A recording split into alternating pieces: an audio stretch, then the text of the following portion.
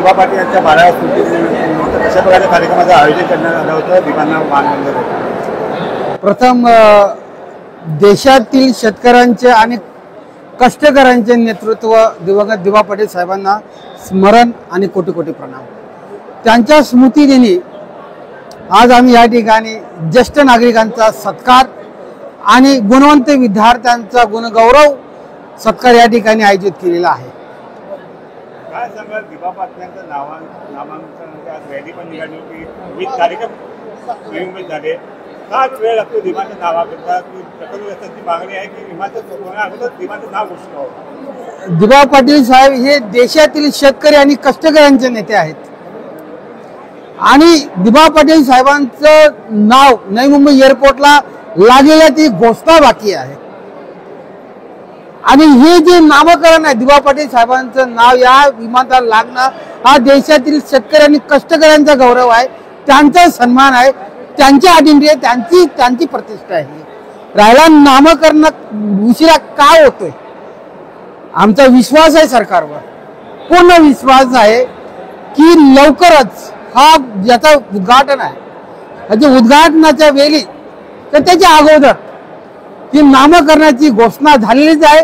ती नामकरणाची पाटी आणि घोषणा लवकरच लागेल असा आम्ही आशावादी आहोत आणि आम्हाला विश्वास आहे।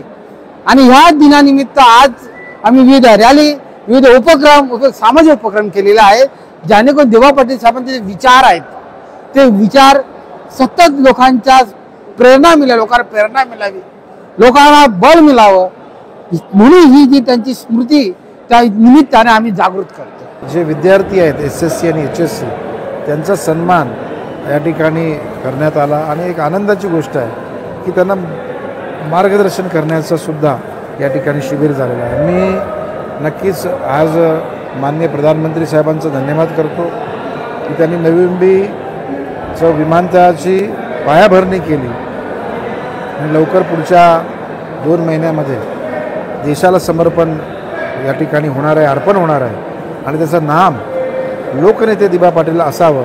हा जो संघर्ष इथल्या सर्वच जनतेने केला, याच्यामध्ये काय फक्त प्रकल्पग्रस्त अमुकच समाज तमुक समाज नाही, संपूर्ण नवी मुंबईकरांनी या ठिकाणी त्याचं योगदान दिलं आणि याचा आम्हाला अभिमान आहे की त्यांचं नाव लवकरच या ठिकाणी देण्यात येईल। आजच्या कार्यक्रमाच्या निमित्तानं खास करून विद्यार्थी तरुणांना आम्ही सांगू इच्छितो की तुमच्यासाठी खूप मोठी दालनं लवकरच खुली होत आहे। साधारण 13 ते 14 हजार लोकांना डायरेक्ट नोकरी या विमानतळाच्या माध्यमातून होतोय, एक्सपोर्ट आणि इम्पोर्ट झोन होतोय, या ठिकाणच्या माध्यमातून होणाऱ्या ज्या विविध युनिव्हर्सिटीज येत आहेत, आंतरराष्ट्रीय युनिव्हर्सिटीज या ठिकाणी येत आहेत, मेडिसिटी या ठिकाणी येते, या सर्व सुविधा सुविधा देताना लोकांची, तरुणांची, स्किल नॉन स्किल लोकांची आवश्यकता लागणार आहे। 30,000पासून तर 3 लाख रुपयापर्यंतच्या पगाराच्या नोकऱ्या या ठिकाणी उपलब्ध होणार आहेत। माझं सर्वांना सांगणं आहे की चांगलं शिक्षण घ्या, चांगलं प्रशिक्षण घ्या आणि मग रोजगाराची निर्मिती होईल।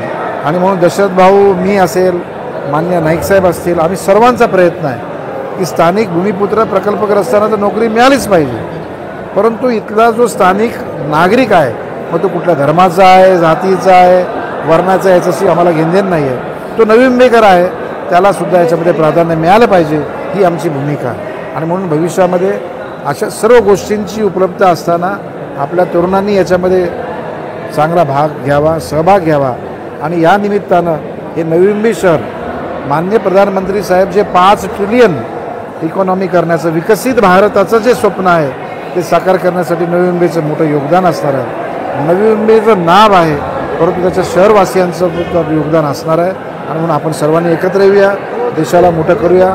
आजच्या निमित्तानं सर्वांना या ठिकाणी शुभेच्छा। आवर्जून उपस्थित असलेले नवी मुंबई आंतरराष्ट्रीय विमानतळ नामकरण समितीचे सन्माननीय कार्याध्यक्ष डॉक्टर संजीवजी नाईक साहेब या ठिकाणी उपस्थित आहेत। आम्ही आमच्या आयोजकांच्या वतीने त्यांचं मनपूर्वक स्वागत करण्यासाठी विनंती करतो संदीपजी भगत यांना। लोकनेते दिबा पाटील साहेब यांचं नवी मुंबई आंतरराष्ट्रीय विमानतळाला नाव लागतात संजीवजी नाईक साहेब। राकेशजी कोळी या ठिकाणी उपस्थित आहेत।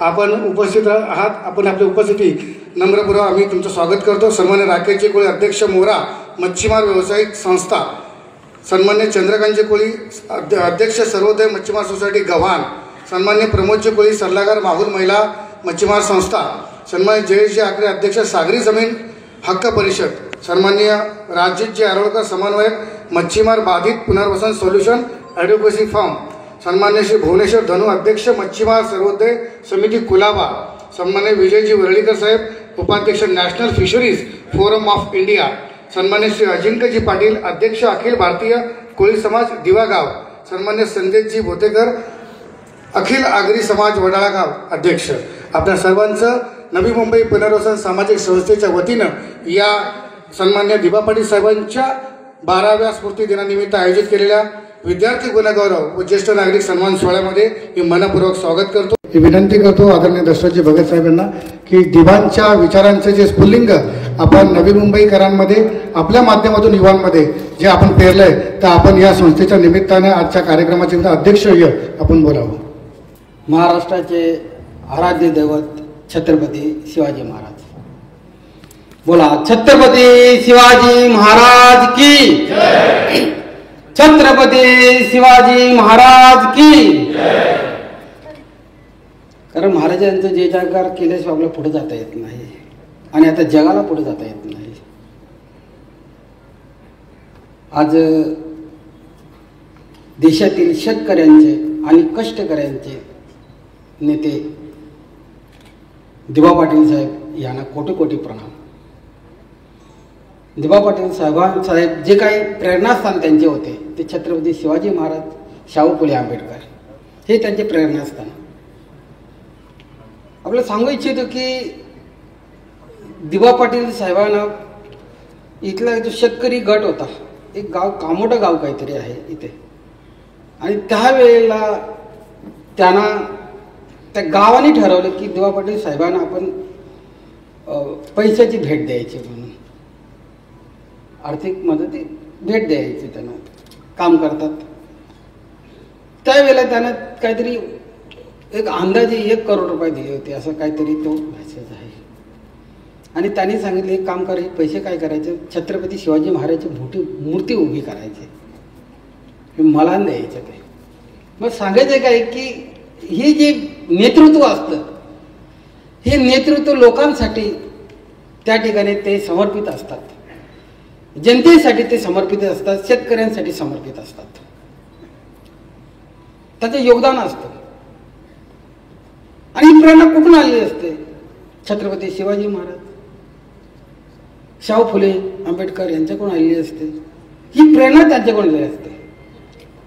आणि म्हणून आज त्यांचा जो स्मरण दिन म्हणजे पुण्य स्मरण दिन आहे, या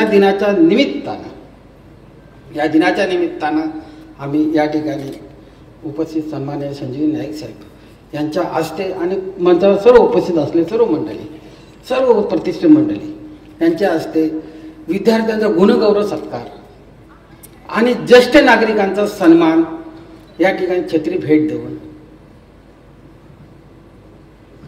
हा कार्यक्रमाची ह्यामध्ये रूपरेषा आहे. दिबा पाटील साहेबांचं नाव विमानतळाला दिलं पाहिजे आणि सरकारचा आम्ही आभार मानतो, अभिनंदन करतो की ते नाव देण्यासाठी आज अंतिम टप्प्यात आहे. राज्य सरकारकडून सिंगल नाव गेलेलं, एकच नाव गेलेलं आहे. आता केंद्र शासनाकडून होणारच आहे, परंतु नेते नाव होणारच आहे, झालेलंच आहे, मग गप्प बसणं नाही आहे. थोडीशी ऊर्जा असली पाहिजे, थोडासा बल असला पाहिजे आणि ते आम्ही हिंमत केली पाहिजे. जो काही या देशामध्ये जेवढे भूमिपुत्र आहेत देशातले, ज्या पंचकृषीतले, या संघर्षाने, या विमानतळ आंदोलन संघर्षाने लोकांमध्ये काय प्रेरणा दिली की ज्या ज्या गावचं ह्या देशामध्ये जो तालुका असेल, जिल्हा असेल, पंचकृषी असेल, त्या पंचकृषीमध्ये ज्यांनी त्या पंचकृषीतल्या त्या जिल्ह्यातील लोकांसाठी, त्या तालुक्यातील लोकांसाठी पूर्ण हयात घालवली, समर्पित त्या जीवन त्या ठिकाणी, की त्यांचे नाव त्या ठिकाणी दिलं पाहिजे. या देशामध्ये अनेक उंचीची माणसं आहेत, त्यांचं कुठेही नाव दिलं तरी काय हरकत नाही, कारण देशच त्यांचा आहे.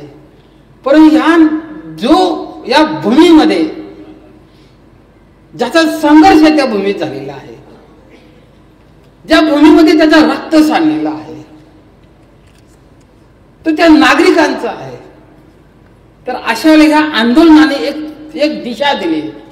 आणि याचा पहिला प्रयोग कुठे झाला असेल तर उत्तर भारतामध्ये एक एअरपोर्टला नाव तिथल्या स्थानिकांचं दिलं गेलं. हे चळवळीची प्रेरणा आहे.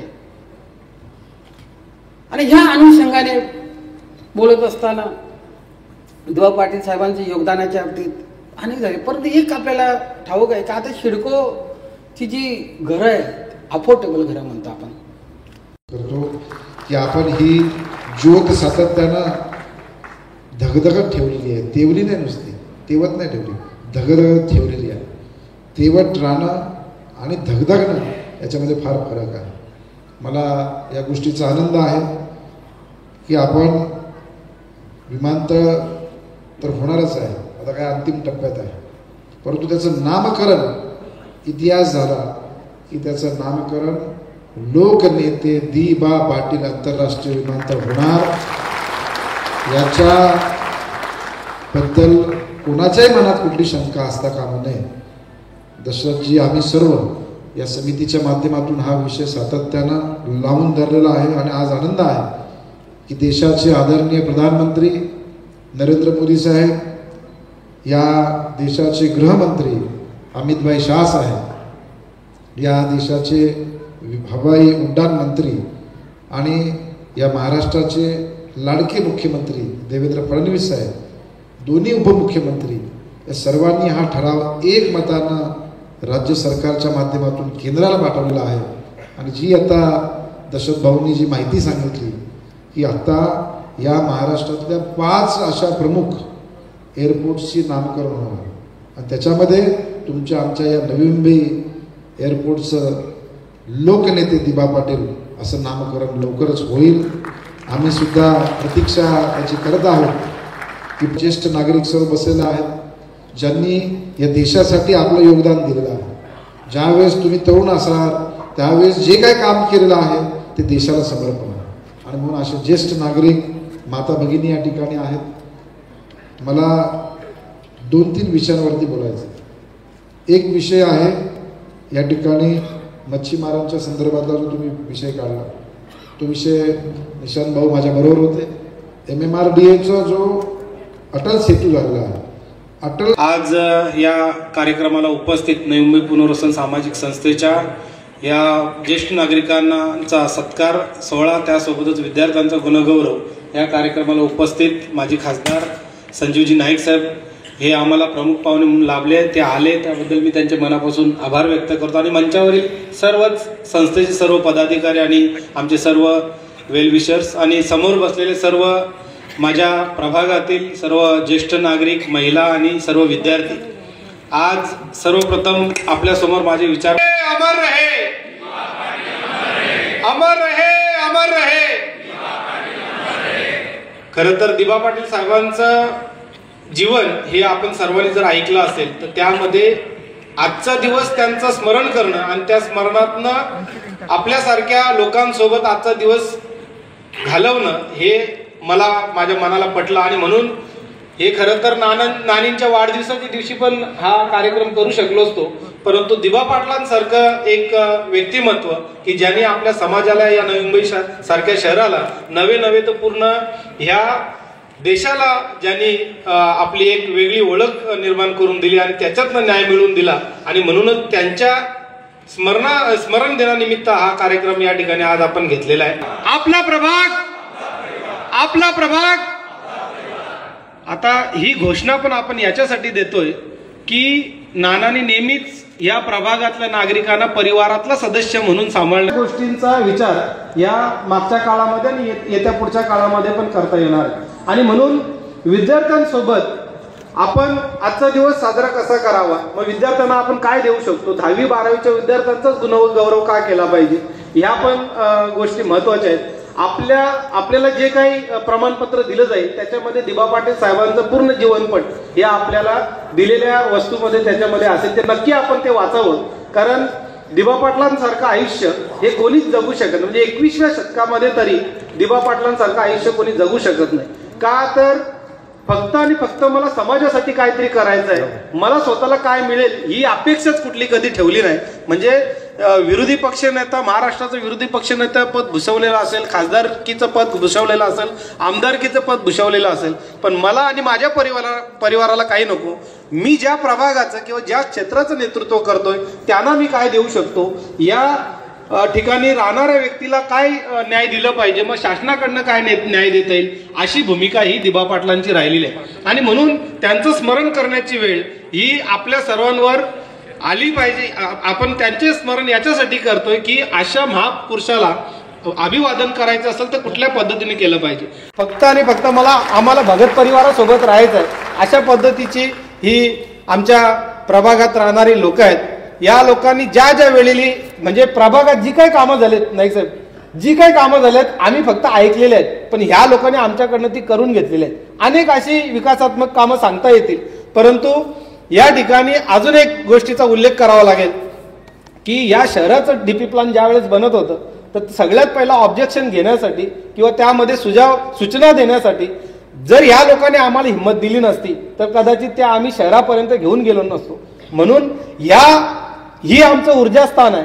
या ऊर्जेतनंच आम्हाला बऱ्यापैकी गोष्टी आम्हाला सुचत असतात किंवा यांच्याकडनं आम्हाला सूचना येत असतात आणि त्या पद्धतीनं या प्रभागामध्ये किंवा नवी मुंबई शहरामध्ये तशा पद्धतीचं कामं ही होत असतात.